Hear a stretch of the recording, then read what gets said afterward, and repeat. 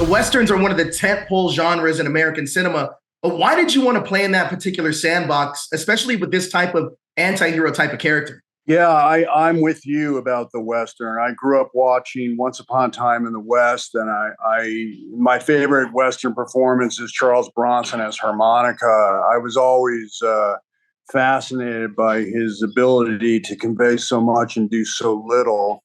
And there was an enigmatic, spooky quality to that character. So when they sent me this script, that's immediately who I thought of.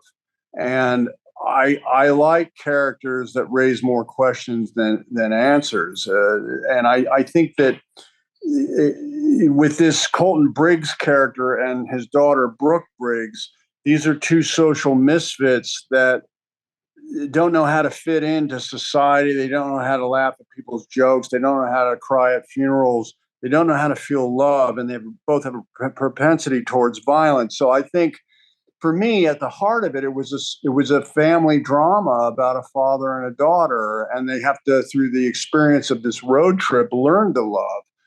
Yes, it's framed in a time and place and a wardrobe of the Old West, but to me, it's really just a simple family drama about two social misfits.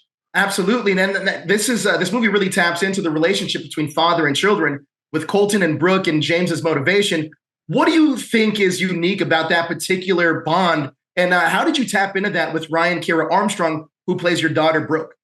Well, I was really in awe of Brian. I thought she brought so much pathos, complexity, depth, maturity at her age to this character of Brooke. And it's not an easy ask to play a character that's approaching almost a robot and then still have an audience feel for you. And I was in awe of her talent, and I felt paternal towards her, and I wanted her to be safe, but she's a very capable young lady. She's totally prepared. She's completely on time. She interacts well with the crew, and she's always on point at action. So I felt more.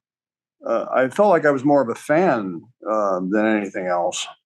Absolutely. Now, you do such a great job of not only embodying these different types of characters, but really finding their specific voices for each one, whether it's Colton Briggs, Spider-Man Noir, or even a heightened version of yourself. How do you find these different voices when you're developing these characters? It's kind of like I see myself as a student of film performance, and I need to challenge myself, and I need to find things in my past and my memories and my imagination and my dreams to get to a place where I don't feel I'm acting. I want to have it feel authentic so that the audience is with me. And what I will say is, I'm a student, and I want to find characters that challenge me. Maybe they don't all work, but maybe when they do work, I will have learned something, or I will have learned something even if they don't work. It's the idea is to never stay comfortable, and that's what keeps people going, I think. I even asked David Bowie once, how did you do it? How did you keep reinventing yourself? And the wise man said, well, I just never got comfortable with what I was doing, and I took those words to heart. So when I have a project in front of me, I have to know I can bring something. But to answer your question, where does it really come from? That's also a bit of a mystery. There's some magic to it. I don't really know. Right. Well, look, the last question I have for you is, like, I love you as Spider-Man Noir, and I'm hoping that we get to see you in Across the Spider-Verse. What are the chances that we'll see Spider-Man Noir and you'll be reprising that role one more time? You'd have to ask Sony.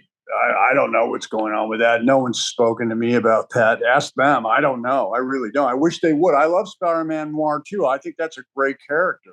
Spider-Man's the coolest superhero, and then you combine that with Cagney and Bogart and Edward G. Robinson. Come on, it's a great character. Fantastic. Well, Nick, I'm a huge fan of your work. Thank you so much for your time. You are absolutely a legend. Thank you. Thank you so much for having me on your show.